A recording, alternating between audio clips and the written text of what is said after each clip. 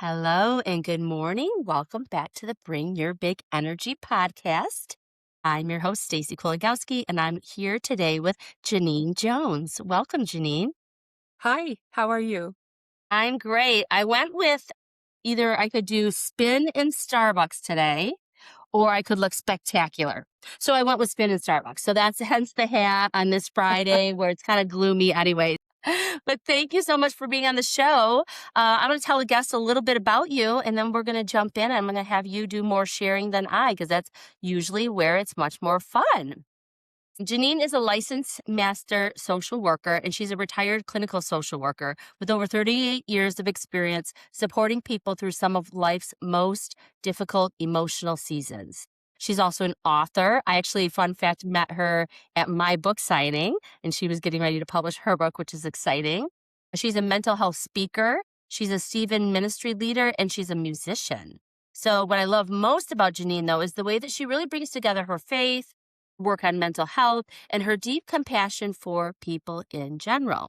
So she spent her life helping others truly feel heard, and now she's sharing her own story of growth and healing and what it means to continue evolving through every stage of our life. So I'm so glad you're here. Today we're talking about something that we always talk about on the show, which is intensity points, which is those moments in life that shift you. Sometimes it's all at once, sometimes it's again and again. And Jeanine, your story is really just such a powerful example of what it looks like to navigate not just one, but many of those moments for yourself and others in a lifetime. So I'd love to just take me back and tell us a little bit about your story and how you got here today. Thank you, first of all, for inviting me to come. I really appreciate this. Basically, like Stacy was saying, I have had 38 years of mental health professional experience working as a social worker in various capacities. And I've learned a lot along the way, not only professionally, but I've also learned personally about some of the things that can happen to us that we don't intentionally want to happen. We don't see that they're going to be happening.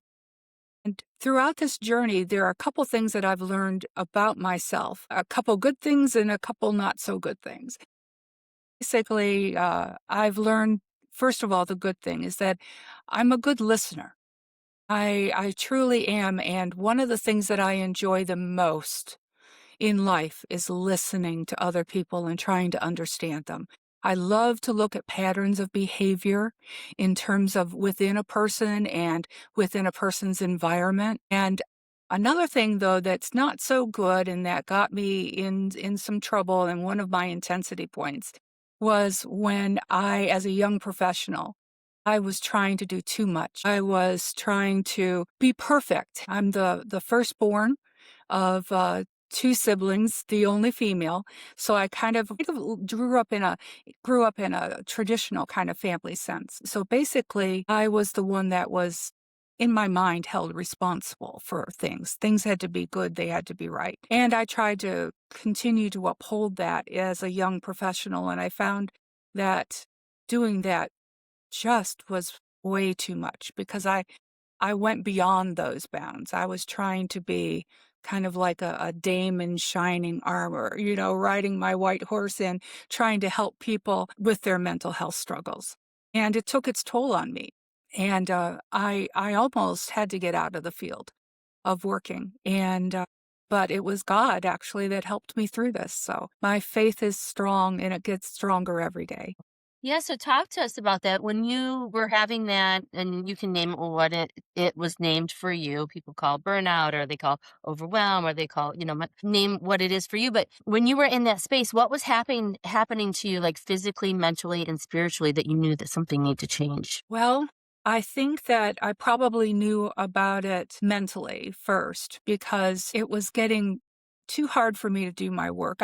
I worked in a rural community mental health center in North Carolina, and at one point in time, I had 165 clients, and I was responsible for trying to keep them going with medications and all of their different supports, that kind of thing, and plus giving them counseling. And it was just really very hard to do and a lot of stress with paperwork, that kind of thing. But on top of that, I also decided, well, I'm going to go to school. And at that point in time, I had grandfathered into the system in North Carolina with a bachelor's degree. So I thought, okay, I'm going to get a master's degree. And so I was in school getting a master's degree. And I was also teaching part time at a local university teaching woodwinds. And I did that for 14 years. So I was just basically trying to do too much, trying to do it too well, too perfectly. So spiritually, I think that that was at a kind of like a down point in my life because I had kind of run out of spiritual energy. But the way that this all really surfaced and caught my attention was physically. And I started having a lot of problems. Like I used to have migraine headaches. But it's kind of like the anxiety and the tension would move around my body, basically saying, Jeanine, when are you going to pay attention to me? When are you going to listen? Okay, do I need to move to another place? Do I need to hurt you in a different way? And so finally it went to my heart and I was having a lot of chest pain. I was having no energy whatsoever. Basically, I went in for a stress test, and that same night, the cardiologist called me personally on the phone and said, you need to have a cardiac cath tomorrow morning. Be here at 5:30 in the morning. Never a good And signal. yeah, he said, you've already had a heart attack. And you talk about the anxiety riding high. But when he said that, I kind of just shut down. And I don't know if you want me to go on further with what happened, how God intervened with that. But he Yeah. certainly did that night. Tell us the story. I want to hear because I think it's important for listeners to know, especially like I've had doctors on here who are like, they share that they're not perfect. I'm a coach and I share that I'm not perfect. Like we have really hard times, even though I'm in the business of helping people have perfect, amazing lives. And I sometimes have a really hard life. And same with Yes. so I think it's really important for listeners to know that people that are in the field of mental health end up having a mental health challenge or have a physical challenge or so we're not about being perfect here. We're about sharing stories of like how we don't listen to science and we get to a place. So please, if you don't mind, as much as you're comfortable sharing. So what happens? You end up going in for that heart cath and then you shut down. What does that look like for you? Well, actually, what happened was after that phone call, I shut down.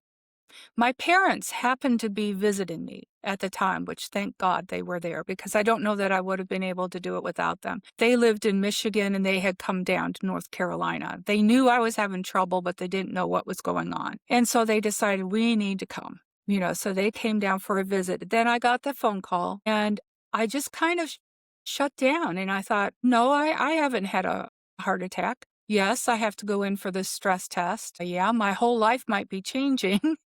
But I remember just thinking, well, I just need to go to bed. And here, with all this anxiety, I went to bed and I went to sleep, which was really strange. And when I woke up, I was hearing a song in my head. Now, I'm a musician. And so a lot of times I wake up with songs in my head. But this song was something that we sang when I was a lot younger in church. And it's actually from Psalm 51:10. I'm just going to read just this one little part of it to you. Please. But it's a song that was very familiar and it was singing in my head. It said, create in me a clean heart, O God, and renew a right spirit within me. Cast me not away from thy presence and take not thy Holy Spirit from me. Restore unto me the joy of thy salvation and uphold me with thy free spirit. And it was about my heart. I didn't remember that song for years and years and years. And it was just playing in my head. And it was like I was able to like sing along with it inside of my head. So I went and I was very nervous for the cardiac cath, but I just knew that God was with me because no one else could have woken me up with that song. No one. I mean, it wasn't possible. I didn't believe. And so anyway, I had the cardiac cath and everything was really good because I had learned some for myself as my own client. I had learned to do breathing techniques and that kind of thing. And I was doing those in the prep while I was waiting. And Then at the time of the cardiac cath, I was up. And the doctor asked me, he said, do you want to watch? Because of course I had to be awake during this thing. And I said, no, that's okay. I don't need to see this. Yeah, I'm good. And it was like all I saw were all these blips and different colors and people going around me and talking. And it was just like this really, I described it kind of like a ballet that was going on, a medical ballet. And I just got fascinated by it. And so then the cardiac cath happened and I thought, okay, now we're done. I'm going to go home. And before I got out of the procedure room, which is actually an operating room, the doctor said, I want to talk to you in here. And at that moment, it was like, oh my God, did I really? How old are you then?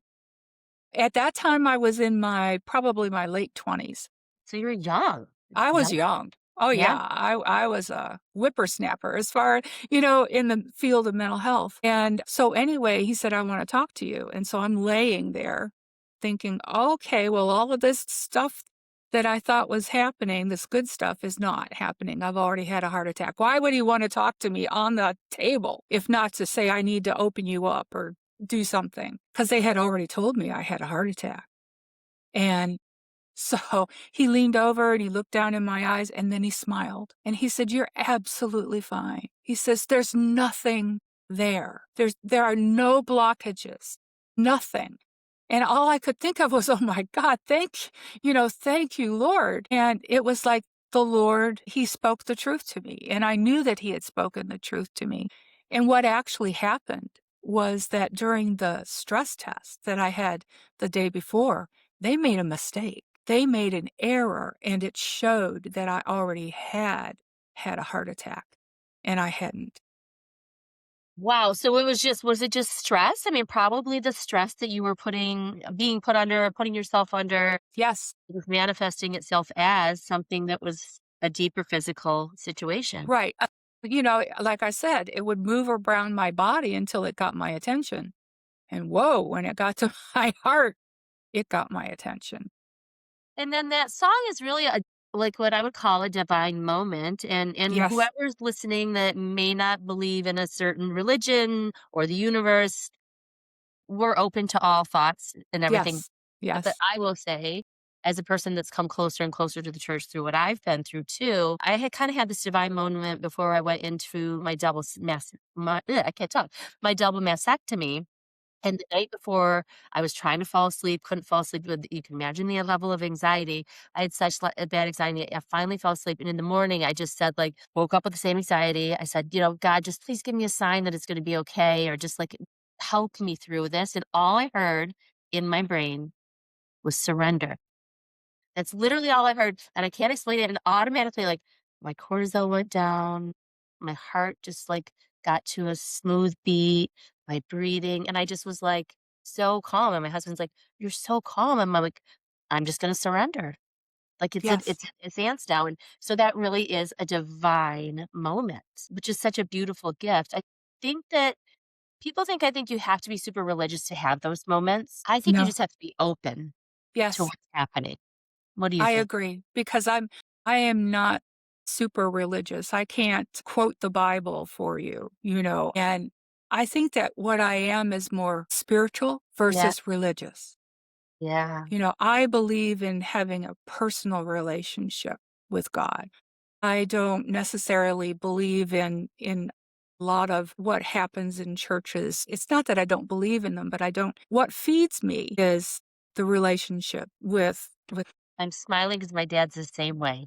My dad is shout out to Bill Culp. He says exactly the same thing. He's like, "I don't need to be in a church. Nothing wrong with the church, but I don't need to be in the church to have that relationship." You know, Mhm. so good. So something you said before that I wrote down, which I think could be really helpful for people if you're open to it, is you had said at that point in your life, you were trying to be perfect. You were trying to do too much. So many of us, unfortunately, have been there over and over and over again, and bad habits die hard. But one of the things you said is, in my mind, I felt responsible for it all. Yes. And so many of us feel like that. Like, talk to me about that. I think that that kind of came about from a very young age. And growing up, I had a really good childhood. I did. A lot of times people think, well, maybe, Jeanine was traumatized. And yes, I was traumatized, but I was not traumatized in a traditional kind of sense of a way. The first time I was traumatized was I was 6 years old and I was medically traumatized when I had gone in for a tonsillectomy. And on the last day of healing, I hemorrhaged. And I was 6 years old, but this was way back when. And I had to go to the hospital because I kept on telling my mom, who was a nurse, I can't stop swallowing. I can't stop swallowing. And I was hemorrhaging inside my throat. And the only thing that they could do at that time was cauterize it. And we're talking about not any kind of fancy cauterizing. We're talking about like the burning and I'm awake. I'm 6 years old. And all I remember seeing are these people in white coats and white outfits holding me down on a bed. And at that point, I had no control. My mother couldn't help me. They didn't allow her to come in to try to even comfort me, to get close to me, because they had to immediately go down my throat and burn and cauterize that. And at that point in time, I realized like 60 years later that I had been traumatized for the first time. So most of my traumas that I've had have been physical or medical traumas. Mm. And I guess that's just how maybe that it goes for me, because that's like my pattern. That's what gets me. That's what makes me think that, there's something wrong. I need to pay attention.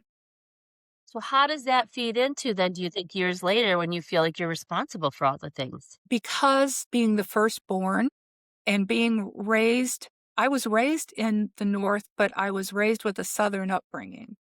My Mm. father was from the South, and I just I was the kind of child that I never wanted to hurt anybody. I never wanted to disrupt anybody. I wanted everything to be peaceful. And I just learned that was like my defense mechanism, that if I just didn't cause a ruckus, if I was quiet, or if I got the best grades, or if I never argued, I didn't realize until I was like probably in my 50s that I really, truly did feel anger during my life, but I had always just said, "No, I'm not angry." Yeah, they're not doing this. And I had yeah. And so there was a lot for me to overcome. And so it would seem normal that as the firstborn child, female, that I would go into the field of mental health to try to Mhm. help other people. That's absolutely normal. A lot of therapists are firstborn children, female. Interesting. Interesting. Okay, so you go through this moment on the table, you have this conversation with this doctor. Mhm. You're like, this is just like, what is your thought coming out of there? And what do you do differently from that moment on?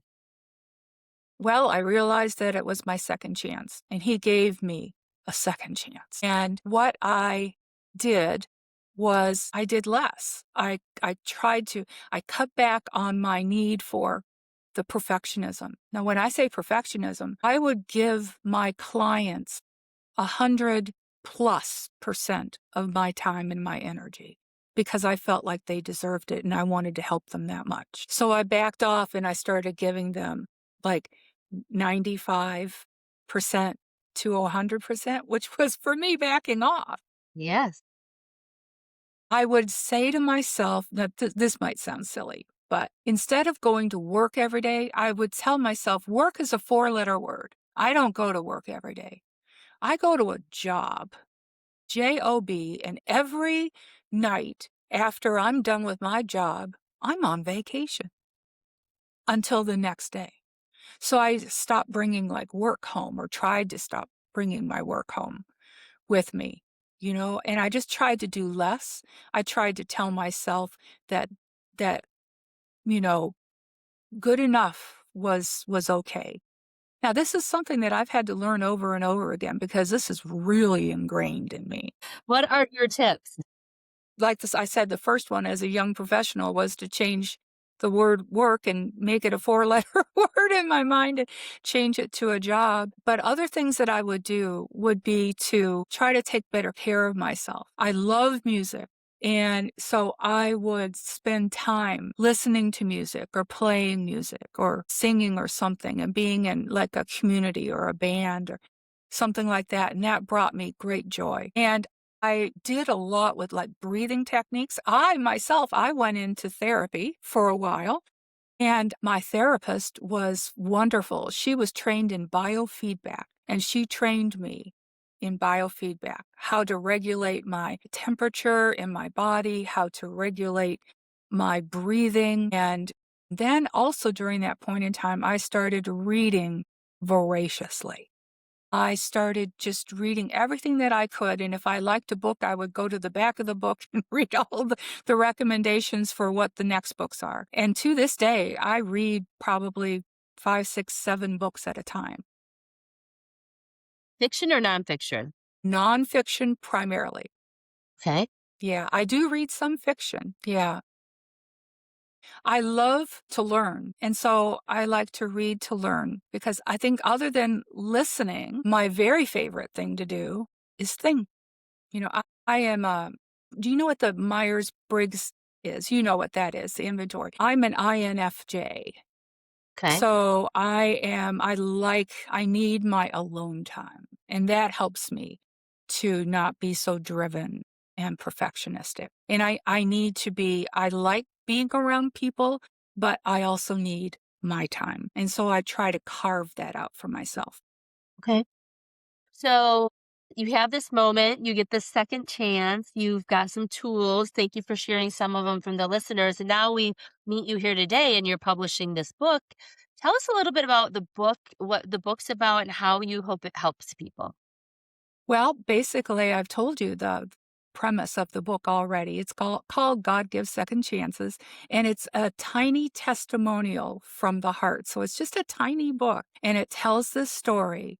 And what it does, though, it's an invitation to other people to pay attention to those second chances.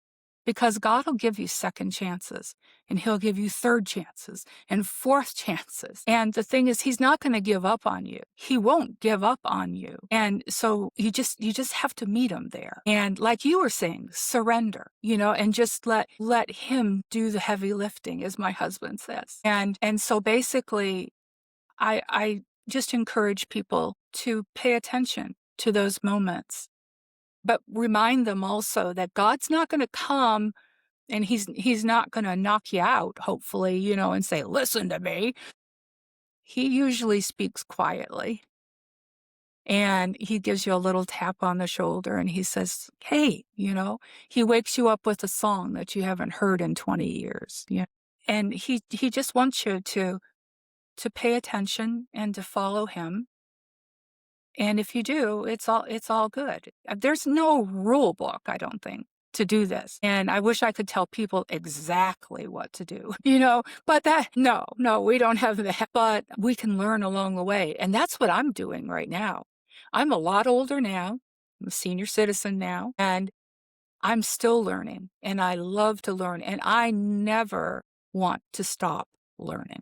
That is such a gift. Learning is such a gift, especially because I feel like people get to a place in their life where they're like, okay, now I'm going to retire and I'm going to coast. And then we all get toward there. And then we're like, well, what does that even look like? And I feel like I coach so many people who are moving out of like a corporate career into like I call like a legacy career, which Yes. is okay, I don't want to not work, but I'm not really sure what I want to do. And oftentimes it's very purpose based work or mission based work. So do you feel like if you were to kind of put a stamp on what you're doing right now in terms of your mission or your purpose, what do you feel like that's like at this stage in your life? I think I'm finally coming into my own, finally, with my writing and with trying to follow what God's purpose is for me in my life. I think that he gave that purpose to me when I was first born, but I think that I have had so many obstacles put in my way, these intensity points, these things that I've had to move through, things that I've had to overcome. And now I'm in retirement. I have this opportunity, but you know what? It's harder now than it was when I was working. It is harder now. I work more now than I did when I was working in my private practice. Say more about that. What do you mean by that? because I have the freedom now to do what I want to do what I think I need to do, I just have this passion for it now. And it's all good. It's hard. Yeah. It's difficult. I get tired, but I don't go like, "Oh, I hate doing this." I love it. I absolutely love it. And there were 2 things that God for the last since 2000 has been kind of quietly saying to me. Number 1, he wants me to write what I know, and number 2, he wants me to honor him. Just as simple as that. And Yeah. so I'm trying to follow through with that. And that would be like a legacy career. In my mind, Yeah. that's exactly what I'm doing, you Just know? so beautifully, so big, Mhm. also beautifully simplistic in a very complex world. In terms of like, because you have such this large, beautiful career in mental health, I'd be amiss not to ask some questions and help my listeners out. If you think, I know that you have some your tools that you've used as well, which are amazing. What else advice would you give to people who are out there that are in the grind right now, that are in their 30s to 40s? They're, some of their top earning years. They're trying to balance it all. And mental health is something that just like they don't have time to listen to the whisper. They gotta keep going. They've gotta do all the things. They're feeling responsible for it all. What are some of the kind of gifts and thoughts you would make them consider? I think that if they're not really in tune with, the idea of, like, taking care of yourself more, that kind of thing because they're so busy, I would just maybe suggest that they start observing what is good in their lives and what they're struggling with or where the friction is in their lives. And I think it's the things that they truly are passionate about, want to know about more, really enjoy doing, that if as they go through life and get older and older, if they can try to consider just moving towards those things and those things that don't serve them well, if it's at all possible, to try to let go of some of those things. Because I think that by letting go of some of those things that don't serve you well, you're actually doing a service to yourself. So it's kind of like doing self care and like coping skills, but in disguise. It's like a part of your life already. And then you will be better for it, I think, as you do that. Yeah, I love this temptation of focus on the good. So gratitude, right? I think gratitude Hmm. is at the root of so many people, so many guests that I've had on the show. Like I think that's one of the main things is gratitude. No matter where you're at or what you've been through. And I love this invitation to check on the friction. Like what is it I'm feeling? Like it's smooth. So the opposite of friction would be smooth, maybe, Right? or easy. Yep. And so I like this invitation of like if you feel like you're constantly moving the boulder up the hill, is that really the work that you should be doing? Is it serving you? And I love the other thing, which is like move towards things that give you passion and joy. Because again, so many people, and myself included, I feel like when I had a huge corporate job, I didn't have hobbies. Who has hobbies? I was raising 3 kids and I had a gigantic job. Like, who has hobbies? And I think the invitation to small steps to take the salsa class or pick up an instrument or, like me going to even spin class today, like doing little things and moving towards those things is a really nice way to say it. In coaching, we'd say, like, maybe let's play around with this idea.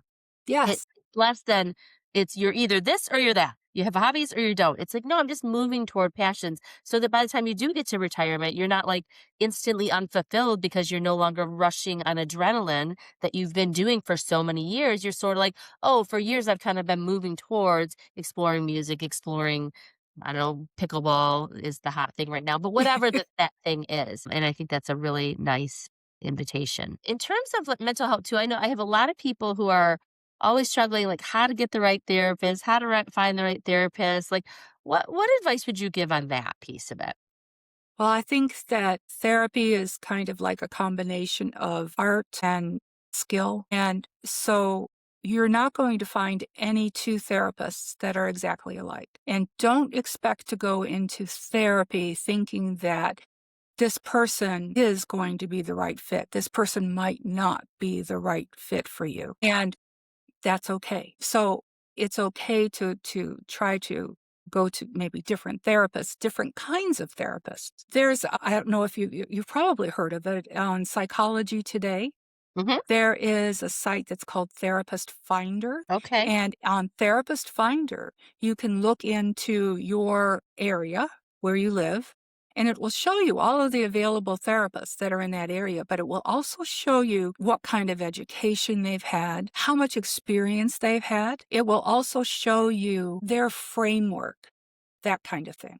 Now, for me, as an example, if you would look up, I'm not on there anymore because I'm retired, but if you would look up about who I am, I would probably tell you that I'm pretty much what they call an eclectic therapist, meaning that if I don't say, okay, you're coming in to see me and I only do square hole therapy.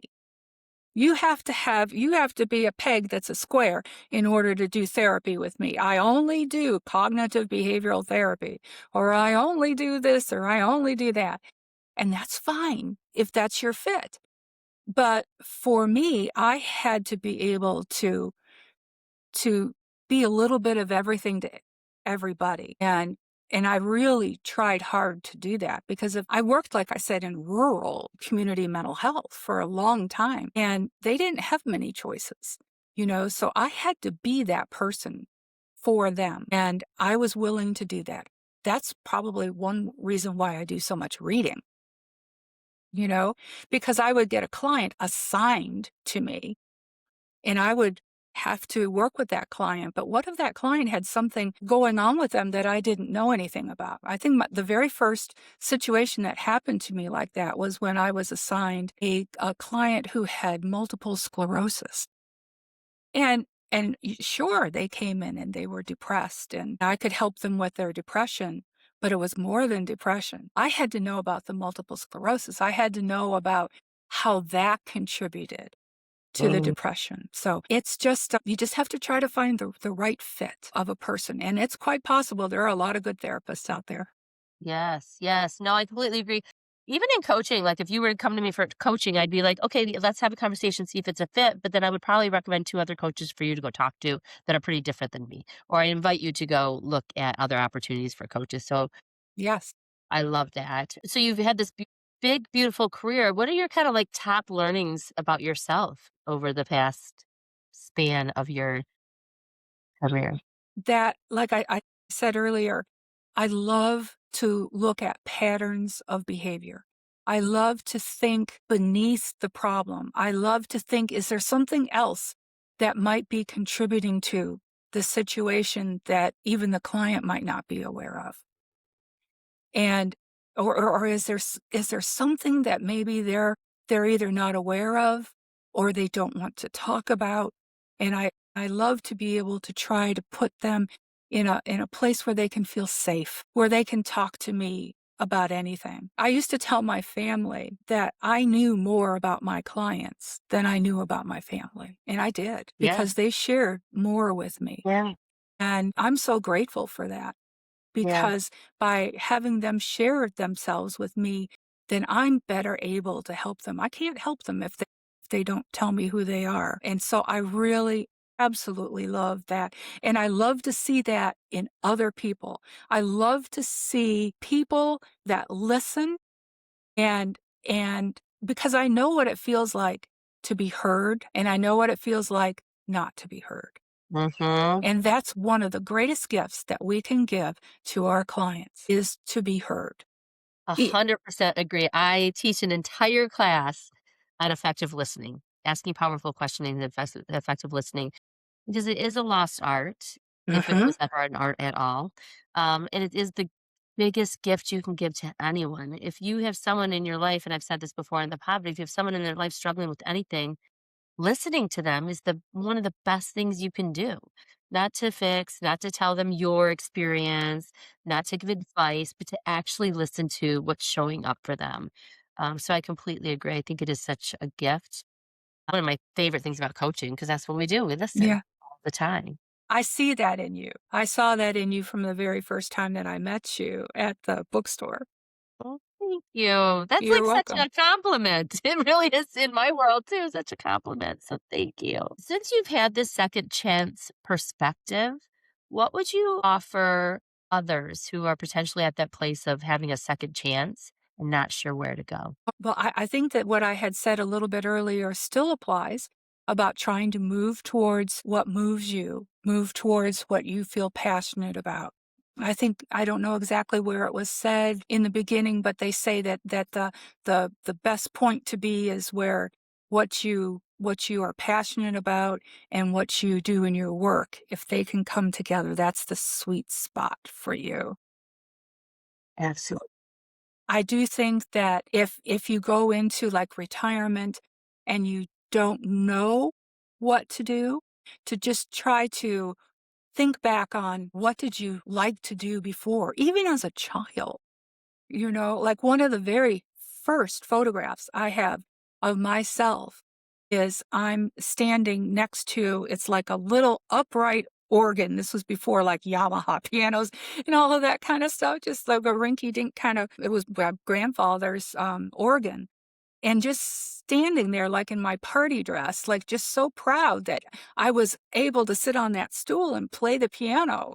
And so for me, music has always been a part of my life, and I didn't like it when I had a period of, like, 20, 25 years when I couldn't do music anymore. I had to give that up for a while, but I'm back to it now, and it's just absolutely wonderful, and that was a very intentional choice of mine.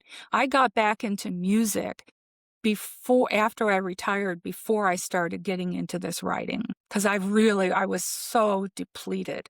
I really needed something just for me, and I found it, and that gave me the impetus to move forward.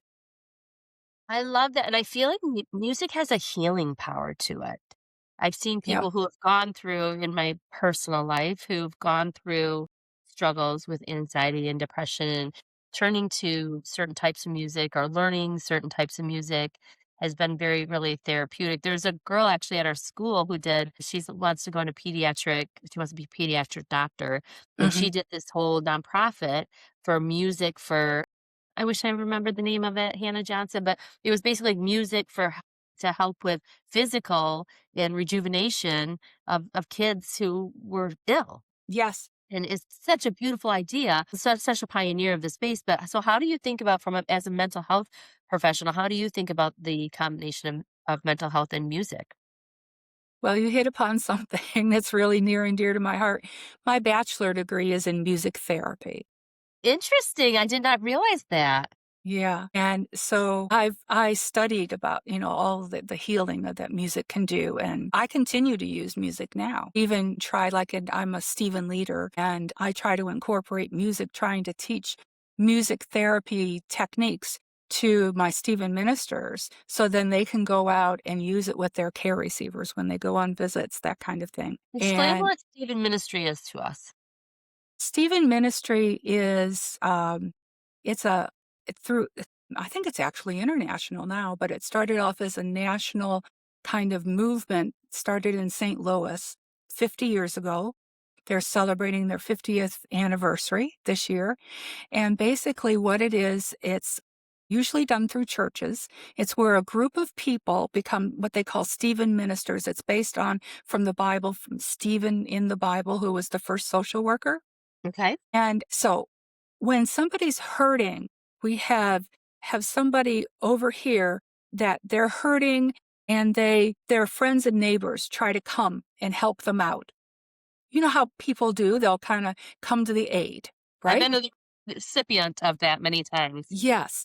Okay, and over here, these are people that are hurting a lot worse. And so these people need to go to see a mental health professional, or they might need to go to the hospital or something like that. A Stephen minister is the person who serves in the gap. So it's kind of like it's not a professional field, but what it is, it's a field that is a Christian. They call it distinctively Christian caring, where you go in and you're trained to do this.